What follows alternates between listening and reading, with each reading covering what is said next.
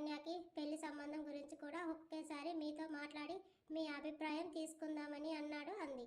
అమ్మాయికి ఇష్టమైతే మనదేముంది వనజ, అలా అంటావేంటి అన్నయ్య? ముందు వెనక విచారించాలకుండా ఎలా ఇస్తాం పిల్లని?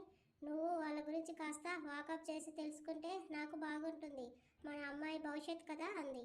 వైష్ణవి కంటే ఏడాది చిన్నది, దానికి కూడా పెళ్ళైపోతుంది. నా కూతురికి ఎప్పుడు వస్తుందో ఆ కళ్యాణ రేఖ అని నిట్టూర్చింది ప్రసన్న. వైషు, ఉదయం నువ్వు ఆఫీస్కి వెళ్ళేటప్పుడు అత్తని హాస్పిటల్లో దింపి వెళ్ళమ్మా అంది వాళ్ళ అమ్మ. లేదమ్మా, రేపు నేను ఆఫీస్కి వెళ్ళడం లేదు. మా సార్ వాళ్ళ ఇంటికి వెళ్తున్నాను. వాళ్ళ ఇంట్లో ఏదో పూజ ఉందంట. వాళ్ళ అమ్మగారికి హెల్ప్గా ఉండమని చెప్పారు. ఎర్లీ మార్నింగ్ వెళ్ళాలి. అత్త కోసం క్యాబ్ బుక్ చేస్తానని తిన్నాక గదిలోకి వెళ్ళిపోయింది. ఆఫీస్ కాకుండా ఇంటికి వెళ్ళడం ఏంటన్నయ్య అంది వనజ. ఇప్పుడు ఇదే ఫ్యాషన్ కాబోలే. సరేలే, నేను క్యాబ్లో వెళ్తాను అంటూ, అవును వదిన, వైషు గురించి వీధిలో అందరూ అలా అంటున్నారు ఏమిటి అంది. ఏమంటున్నారు వదిన? అదే, ఎవరో సందీప్ అనే అబ్బాయితో పెళ్లి వరకు వచ్చి ఆగిపోయిందని. ఆ అబ్బాయి వాళ్ళ అమ్మకి వైష్ణవికి పొత్తు కుదరలేదు, అందుకే వద్దంది. ఇది మరీ బాగుంది వదిన. అమ్మాయి వాదిస్తే నువ్వు ఊరికే ఉన్నావా? అలా అనకూడదు అని చెప్పలేదా? మన మాట వింటే కదదినా. బొగ్గలు నొక్కుంది వనజ. మార్నింగ్ 5ంటికి లేచిన వైష్ణవి ఫ్రెష్ అయ్యి టెర్రస్ మీద మొక్కలకు వాటర్ పట్టి టీ తాగి కార్ రావడంతో బ్యాగ్ తీసుకుని ప్రసన్నకి చెప్పి వెళ్ళింది. ఎంత పెద్ద ఉద్యోగం చేస్తుంది వదిన వైష్ణవి.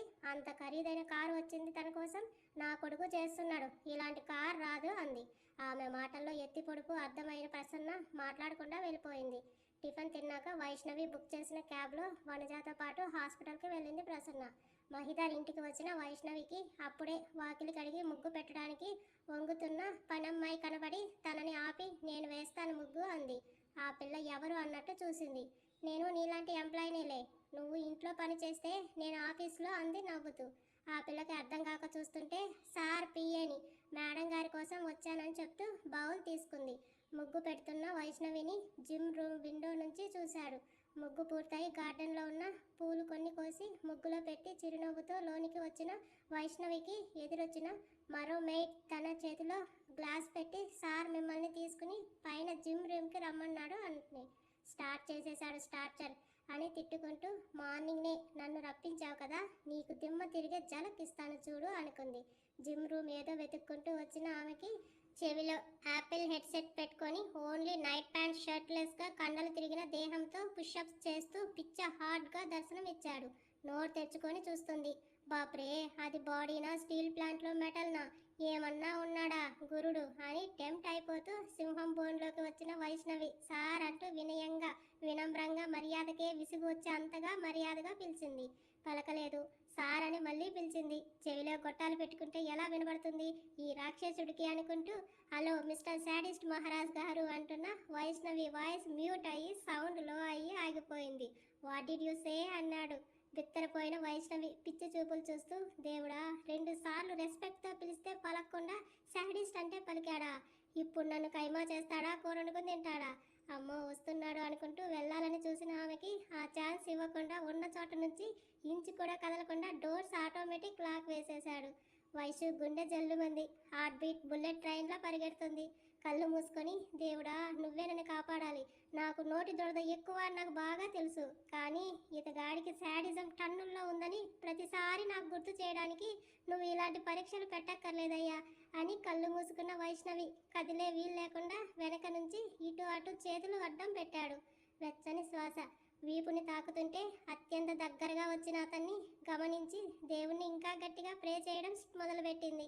ఏమన్నా ఆమె చెవి దగ్గర చిన్నగా అడిగిన అతని వాయిస్లో బేస్ ఆమెని వణికిస్తుంది. నేనేమనలే సార్, కంగారును అనుస్తూ చెప్పింది. నా ఇయర్ డ్రమ్స్కి పవర్ చాలా ఎక్కువ, మీటర్స్ దూరంలో ఉన్న మాటలు పసిగడతాయి. అలాంటిది నా రూమ్లో ఉన్న నువ్వు పిలవడం వినలేదని అనుకుంటే అది నీ తెలివిలేనితనం. తిరుగు ఇటు అని సీరియస్గా చెప్పాడు. టక్కున తిరిగింది, కానీ ఆమె చూపు మాత్రం నేలకి రాసిచ్చింది. Look at me. మహిదర్ గంభీరమైన కంఠానికి కళ్ళను మెల్లిగా పైకంది. అతనంత దగ్గరగా ఉండడంతో పెరిగిన హార్ట్ బీట్ని తగ్గించడానికి చూస్తుంది. ఆమె అవస్థని చూసి తన చేతిలో ఉన్న ట్రే పక్కన పెట్టి ఆమె ముఖం మీద టవల్ విసిరి, స్వెట్ తుడువు అన్నాడు.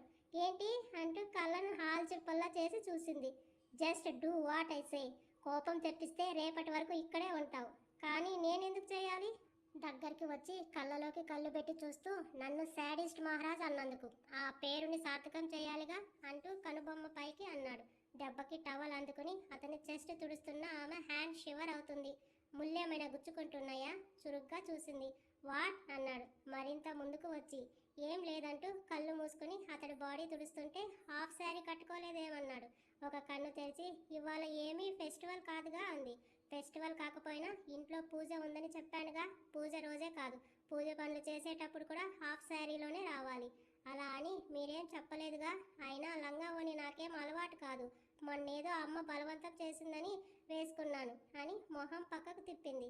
ఆ రోజు సందీప్ కోసం వేసుకొచ్చావని మహి అడగడం గుర్తుకు వచ్చి. అయితే విను, ఫ్రైడే వరకు ఈ 3 డేస్ నువ్వు హాఫ్ శారీలోనే రావాలి. Got it? 3 రోజులా? నాకు హాఫ్ శారీ ఇష్టం లేదు. నేను ఇలా టాప్స్లోనే వస్తాను అంటున్న ఆమె బుగ్గ పట్టుకుని చెప్పింది. చెయ్యి ఎక్కువ మాట్లాడితే అంటుండగానే మహి అన్న వాళ్ళ అమ్మగారి పిలుపు వినబడింది. వైష్ణవికి దూరం జరిగాడు. డోర్ లాక్ తీశాడు. ఊపిరి పీల్చుకుంది వైష్ణవి. వాళ్ళిద్దరిని అక్కడ చూస్తే ఏమన్నా అనుకుంటారేమోనని టెన్షన్ పడుతుంది. ఎవరో అమ్మాయి వచ్చిందంట. ఎవరు నాన్న అంటూ లోనికి వచ్చిన ఆవిడకి గోడకి బల్లిలా అంటుకున్న వైష్ణవి కనబడింది. చుడీలో చూడముచ్చటగా ఉన్న వైష్ణవిని చూస్తూ 2 నిమిషాలు తన మీదే ఐస్ ఫ్రీజ్ చేసింది జమున గారు. తల్లి చూపులకి మహిదర్ ఫేస్లో సన్నని నవ్వు. అలా వచ్చి ఇలా మాయమైంది. వైష్ణవి తెచ్చిన డ్రింక్ తాగుతూ, మామ్ తను వైష్ణవి, నా పిఏ. పూజ కోసం ఈ 3 డేస్ నీకు హెల్ప్గా ఉంటుందని రమ్మని చెప్పాను. మహిని అనుమానంగా చూస్తూ, నా కోసం అమ్మాయిని తీసుకొచ్చావా అంది. ఆమె సార్ వాళ్ళ అమ్మనా అనుకుంది వైష్ణవి. మామ్ అన్నాడు కాస్త గొంతు పెంచి. అదే, ఒక అమ్మాయి నీకు పిఏగా ఉందన్న విషయం కూడా నాకు తెలియదు. డాడీకి తెలుసు. మహిదర్ మొహం కందగడ్డలా అయ్యింది. అవునా, మరి నాకు చెప్పలేదే. మామ్ హెల్ప్గా ఉంటుందని చెప్పానంతే. ఎక్కువ ఊహించుకోకుండా తనని తీసుకువెళ్ళు. ఏం చేయాలో చెప్పు. సరిగా చేయకపోతే నాకు చెప్పు అంటూ వైష్ణవికి ఒక సీరియస్ లుక్ ఇచ్చేసి వెళ్ళిపోయాడు. మహిదర్ వెళ్ళాక కానీ ప్రశాంతంగా ఊపిరి తీసుకోలేదు. ఆమెను ఆప్యాయంగా చూస్తూ, మా వాడు నిన్ను ఏమన్నా ఇబ్బంది పెడుతున్నాడా వైష్ణవి అని అడిగింది. ఆడదాని మనసు సాటి ఆడదానికే తెలుస్తుంది కాబోలు. ఎంత బాగా అర్థం చేసుకున్నారు అనుకుని. మామూలు ఇబ్బంది కాదు, నరకానికి అర్థం రాయిస్తున్నాడు నా చేత అని చెప్పాలనుకుంది. కానీ ఆవిడ ఫీల్ అవుతుందని తను ఫీల్ అయ్యి, అదేం లేదు మేడం, సార్ కాస్త స్ట్రిక్ట్ అంతే అన్నది. నిజంగా నాకు ఇప్పటికీ నమ్మబుద్ధి కావట్లేదు మా వాడు అమ్మాయిని పియ్యగా పెట్టుకున్నాడు అని. అది నా అదృష్టం మేడం అంది నీరసమైన వాయిస్తో. వైష్ణవి మాటలకి కొడుకు బిహేవియర్కి ఎక్కడో చిన్న అనుమానం వచ్చినా ఈ 3 రోజులు వాళ్ళని గమనించి, ఒకవేళ మహిదర్కి వైష్ణవి మీద ఇష్టం ఉంటే, అలాగే వైష్ణవికి మహిదర్ మీద సదుద్దేశం ఉంటే వాళ్ళ పేరెంట్స్తో ఈ విషయం మాట్లాడాలి అనుకుంది. ఆలోచనలో ఉన్న జమున గారిని కదుపుతూ, మేడం ఏం వర్క్ చేయాలో చెప్పండి అంది. పూజారి గారు ఏమేం కావాలో లిస్టు రాసిచ్చారు వైష్ణవి, అవి తీసుకురావాలి. టిఫిన్ చేయి. మహి ఆఫీస్కి వెళ్ళాక మనం మార్కెట్కి వెళ్దాం అంది. అలాగే మేడం అంది. కాఫీ తాగుదామా? ఆమె అలా కలుపుగోలుగా అడగడంతో సరే అంది. మహికి కోపం ఎక్కువ వైష్ణవి. ఆడపిల్లలతో సౌమ్యంగా ఎలా మాట్లాడాలో తెలియదు వాడికి. అవును, ఎలా మాట్లాడాలో తెలియదు కానీ ఏం చేయాలో తెలుసు అని గొనిగింది. ఏంటమ్మా ఏమన్నావు అంది. ఏం లేదు మేడం. మేడం ఏంటమ్మా, చక్కగా ఆంటీ అని పిలవకుండా. ఆంటీ అని అంత బంధుత్వం కాదు కదా మేడం నాది. నేను మీ కంపెనీలో పనిచేసే ఎంప్లాయీని. నా హద్దులు ఏంటన్నది నాకు తెలుసు. మాట్లాడలేదు ఆమె. సరే పద, ముందు వెళ్ళి పూజ గది మొత్తం క్లీన్ చేద్దాం అంది. ఫార్మల్లో రెడీ అయ్యి కిందకు వచ్చిన మహిదర్ కళ్ళు వైష్ణవి కోసం వెతుకుతుండటం చూస్తూ బ్రేక్ఫాస్ట్ పెట్టింది ఆమె. మీ నాన్న ఎప్పుడు వస్తారు కనుక్కో మహి. నానమ్మ తాతయ్యతో నువ్వు కూడా కొన్ని డేస్ స్పెండ్ చేసి రావాల్సింది కదమ్మా. ఉందామని అనుకున్నాను కానీ ఇంట్లో అత్యవసరంగా మృత్యుంజయ హోమం చేయాలని మన ఇంటి పూజారి గారు చెప్పారు. నీకు ప్రాణహాని ఉందని తెలిసాక కూడా ఎలా ఉండగలను అంటున్న ఆమె మాటలు విని అప్పుడే గార్డెన్లో నుంచి పూలు కోసుకువచ్చిన వైష్ణవి అక్కడే ఆగిపోయింది. మామ్ ఇవన్నీ ఈ రోజుల్లో ఇంకా నమ్ముతున్నావా అంటూ చెయ్యి కడుక్కొని లేచాడు. నమ్మాలి, జాగ్రత్త పడడంలో తప్పు లేదుగా. నేనేమి కిడ్ కాదు మా, నన్ను నేను ప్రొటెక్ట్ చేసుకోగలను. అయినా నా జోలికి ఎవడొస్తాడు? వస్తే మాత్రం బ్రతుకుతాడా? వచ్చేవాళ్ళు చెప్పి వస్తారా మహి? మనం ఒంటరిగా ఎక్కడ దొరుకుతామో అని కాచుకుని ఉంటారు. అయితే ముందు నీకు డాడీకి ఇంటికి సెక్యూరిటీ పెంచాలి. మేము ఎక్కడికి వెళ్తున్నాం? ఇంట్లోనే ఉంటున్నాం. బయట తిరుగుతున్నది నువ్వు. ఆ సెక్యూరిటీ ఏదో నీ కోసం పెట్టుకో. తల్లి కంగారును చూస్తూ బాధ పెట్టడం ఇష్టం లేక ఓకే అన్నాడు. మేడం పూలు అంది. తనని చూస్తూ నేను ఆఫీస్కి వెళ్తున్నాను అంటూ బ్యాగ్ తీసుకున్నాడు. లోపల పెట్టమ్మా అంది. వెళ్తున్న వైష్ణవిని చూస్తూ లంచ్కి ఇంటికి వస్తాను అని చెప్పి ఆఫీస్కి వెళ్ళిపోయాడు. ఇంటికి వస్తే టైం వేస్ట్ అవుతుందని ఆఫీస్లో తినే కొడుకు ఇవాళ ఇంటికి వస్తానని చెప్తుంటే ఆశ్చర్యంగా చూస్తుంది. ఆమెకు సమాధానంగా పూజ గదిలో దేవుడికి దండం పెడుతున్న వైష్ణవి కనపడింది. మనసులో ఏదో కోరుకుంటూ మనస్ఫూర్తిగా మొక్కుకుంటున్న వైష్ణవిని జమున గారు అలానే చూస్తుంటే సార్కి ప్రాణహాని ఉందా అని అడిగింది బయటకు వచ్చి. మహి జాతకం రాసిన పూజారి గారు చెప్పారు అబ్బాయి చేత ఈ హోమం వెంటనే చేయించమన్నారు. కానీ మహికి ఇవన్నీ నచ్చవు. మా కోసం ఏదైనా చేస్తాడు కానీ తన కోసం ఆలోచించడు అని దిగులుగా చెప్పింది. అదేం లేదు మేడం, సార్ కోసం మీరు ఎక్కువ భయపడుతున్నారని అలా అని ఉంటారు. మీ మాట కాదనేట్టు లేరు. సార్ చేత ఎలాగైనా ఈ హోమం చేయించండి. మీ బాస్ మీద అభిమానమా? జీతం ఇవ్వడమే కాకుండా నా కష్టాన్ని తీర్చిన మనిషి మంచి కోరుకోవడంలో తప్పు లేదు కదా. మహి నీ కష్టం తీర్చాడా? ఏమైంది? వైష్ణవి జరిగింది చెప్పి సందీప్తో మనసు చంపుకుని పెళ్లికి ఒప్పుకున్నాను. అతని తల్లి చేత జీవితాంతం మాటలు పడుతూ బతకాలని నాలో నేనే మదనపడ్డాను. కానీ సార్కి సందీప్కి ఉన్న కోపం కారణంగా నాతో సంతకం పెట్టించుకుని నన్ను ఈ పెళ్లి నుంచి తప్పించారు.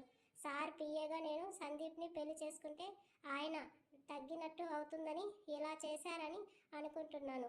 ఏది ఎలా అయినా మళ్ళీ నేను ఉద్యోగం చేస్తున్నాను. నా ఫ్యామిలీని చూసుకుంటున్నాను. నాకింత సహాయం చేసిన ఆయన ఆరోగ్యంగా ఉండాలని కోరుకోవడం తప్పు లేదుగా మేడం. కొత్త విషయాలు విన్న జమున గారికి మహిధర్ ఇంత చేశాడని తెలియక చూస్తూ నిలబడిపోయింది. వైష్ణవి వాళ్ళ అమ్మగారి నుంచి ఫోన్ వచ్చింది. ఒక్క నిమిషం మేడం అని పక్కకు వచ్చి వైష్ణవి ఫోన్ లిఫ్ట్ చేసింది. వైషు, నువ్వు ఒకసారి హాస్పిటల్కి రాగలవా అని అడిగింది.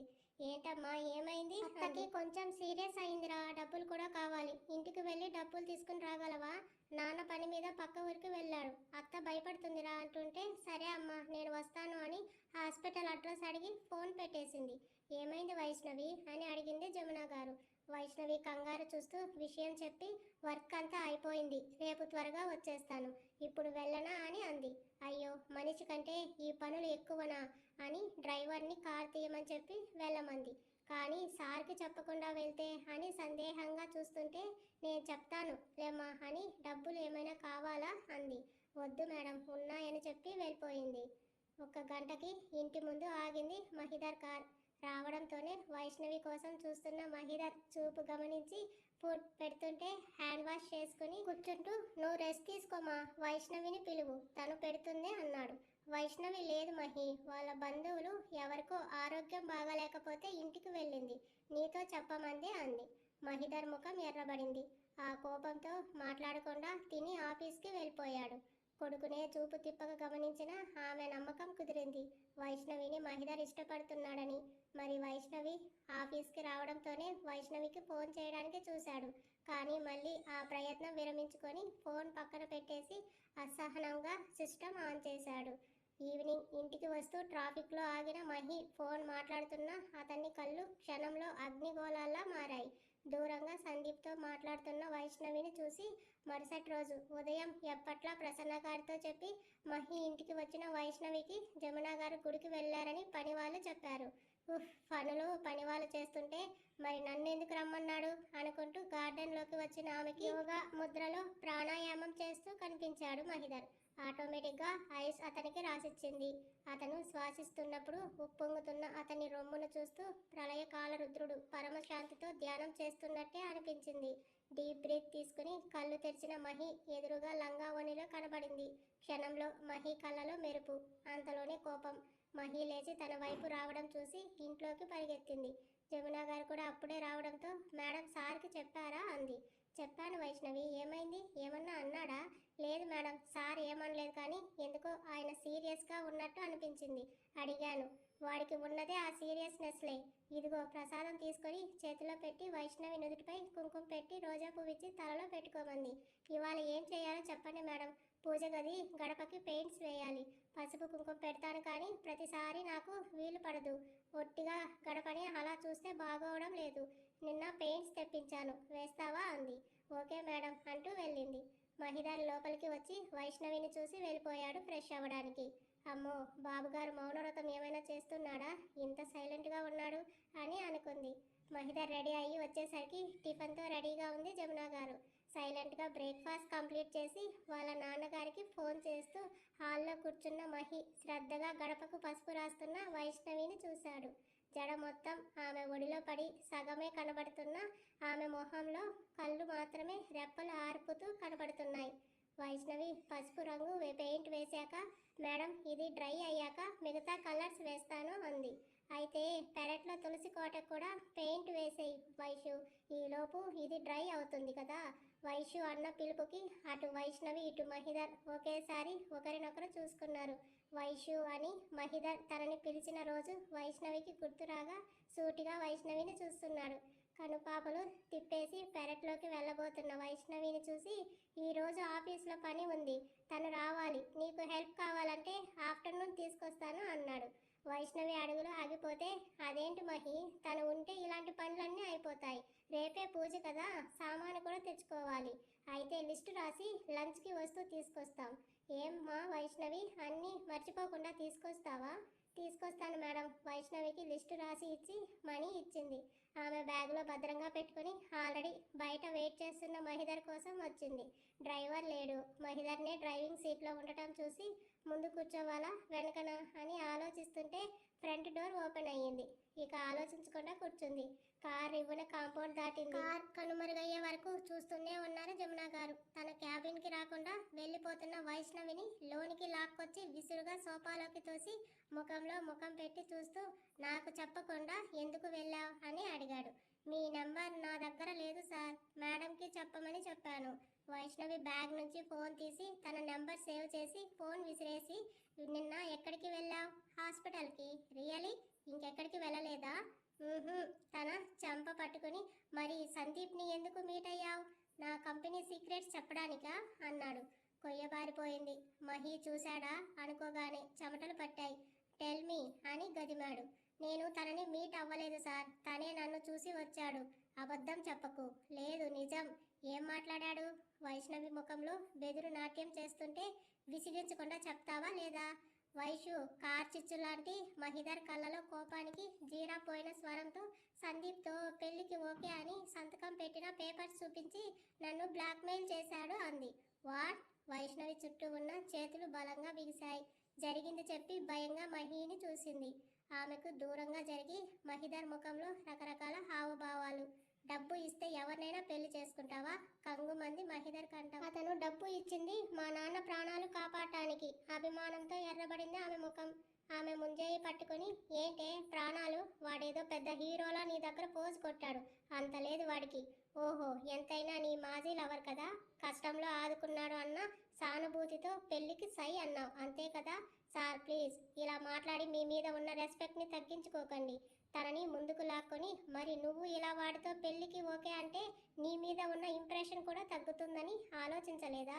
ఏం చేయమంటారు నన్ను?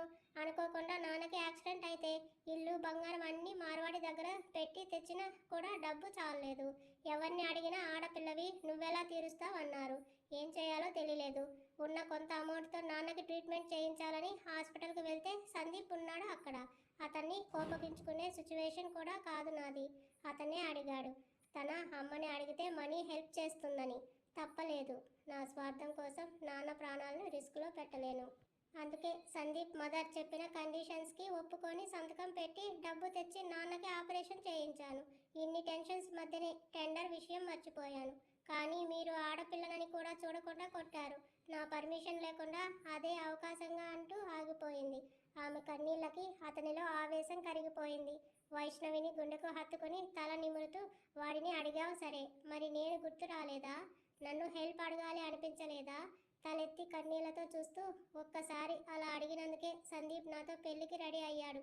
మిమ్మల్ని అడగాలనే ఆలోచన కూడా నాకు రాలేదు. సరే ఇప్పుడు ఏం చేస్తావు వాడితో? మహిని కోపంగా చూస్తూ, మీరు అడిగిన వెంటనే నేను సైన్ చేసింది ఎందుకు అనుకున్నారు? నా ప్రాబ్లమ్స్ అన్నింటినీ సాల్వ్ చేస్తారని.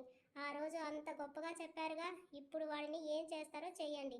ఆడపిల్లని, మిడిల్ క్లాస్ అమ్మాయిని అని నా మీద కాదు మీ కోపం, ఆవేశం, డబ్బు ఆశ చూపించి వాళ్ళ అమ్మతో నన్ను ఎన్ని మాటలు అనిపించాడో వాటికి రిటర్న్ గిఫ్ట్గా ఇచ్చి రండి అని మహిని వెనక్కి తోసి వెళ్తున్న ఆమె చెయ్యి పట్టి విసురుగా మీదకి లాక్కొని, మిడిల్ క్లాస్ అమ్మాయివే నువ్వు, గుర్తుపెట్టుకో. మహిదర్ కళ్ళలో దోబూచులాడుతున్న భావం ఆమెకి అంతు చిక్కడం లేదు. బాగా గుర్తుంది. కానీ ఈ మిడిల్ క్లాస్ అమ్మాయితో మీరెందుకు సంతకం చేయించుకున్నారు? ఎందుకు కిస్ చేశారు? అస్సలు ఇప్పటి వరకు అమ్మాయిని మీ పర్సనల్ అసిస్టెంట్గా అపాయింట్ చేయని మీరు నన్ను ఎందుకు పిఏగా సెలెక్ట్ చేశారు? ఎందుకు మీ ఇంటికి తీసుకెళ్ళి మీ పర్సనల్ పనుల్లో భాగం చేస్తున్నారు? సందీప్ నాతో మాట్లాడటం చూసి ఇప్పుడు ఎందుకు ఇంత సీరియస్ అయ్యారు? అన్నిటికంటే ముందు నేను ఇక్కడ చేరిన తర్వాత నన్ను ఎందుకు రోజు ఫాలో అవుతున్నారు? మీకు ఎంతో ఇంపార్టెంట్ అయిన టైంని నా కోసం ఎందుకు వేస్ట్ చేశారు? ఫస్ట్ మీరు ఒక క్లారిటీకి రండి సార్, తర్వాత నా ప్రాబ్లం సాల్వ్ చేయండి అని మెరుపు తీగల అతని కౌగిల నుంచి తప్పించుకుని బయటకు వచ్చేసింది. మహిదర్ పెదవుల్లో అందమైన నవ్వు విరిసింది. బొటనవేలితో నుదురు రాస్తూ, అన్నీ తెలిసి ఏం తెలియనట్లు ఉన్నావైతే నో ప్రాబ్లం వైష్ణవి, ఫస్ట్ వాడి పని చెప్పి తర్వాత నీ పని చెప్తా అని కార్ కీస్ తీసుకుని బయటకు వచ్చి వైష్ణవి కోసం చూశాడు. ఆడిటర్తో మాట్లాడి తన క్యాబిన్కి వెళ్తూ కనపడింది. వైషు కమ్ విత్ మీ అనేసి లిఫ్ట్లోకి వెళ్ళాడు. ఎక్కడికి అని అడిగే ఛాన్స్ లేదు కాబట్టి బ్యాగ్ పట్టుకుని పరుగు పరుగున అతని వెంట వెళ్ళింది. లిఫ్ట్ క్లోజ్ అవ్వకుండా కాలు అడ్డు పెట్టిన మహి వైషు రావడంతో తీసి గ్రౌండ్ ఫ్లోర్ బటన్ నొక్కాడు. డోర్స్ క్లోజ్ అవ్వగా వైష్ణవి వాల్కి లాక్ అయింది. ఆమె కళ్ళలోకి చూస్తూ, ఏదో పెద్ద డిటెక్టివ్లా అన్నీ కనిపెట్టినట్టు గొప్పగా చెప్పావు, బాగుంది. కానీ నీ ప్రాబ్లం సాల్వ్ చేస్తే నాకేమిస్తావు మిస్ వైష్ణవి? ఆల్రెడీ ఇచ్చేసానుగా. వాట్? సంతకం సార్, మన సంతకం ఎంత విలువైన తెలుసు కదా, అలాంటి సైన్ మీకు ఇచ్చేశాను అంటున్నాను. తెలుగుగా దాని అనుకుంటున్నావా? అఫ్ కోర్స్ అంటున్న ఆమె నడుము పట్టి మీదకి లాక్కొని, ఏంటి మ్యాటర్ అని అడిగాడు. నథింగ్ సార్, ఇప్పుడు మీరు వెళ్ళి సదరు సందీప్ గారి వీపు పగలగొట్టి నేను సైన్ చేసిన పేపర్స్ తీసుకోవాలి. ఇక నా జోలికి రావద్దని గట్టిగా వార్నింగ్ ఇవ్వాలి. ఇప్పటికైతే ఇదే సార్ మీ షెడ్యూల్. తర్వాత మేడం గారు రాసిచ్చిన లిస్టు షాపింగ్ చేయాలి.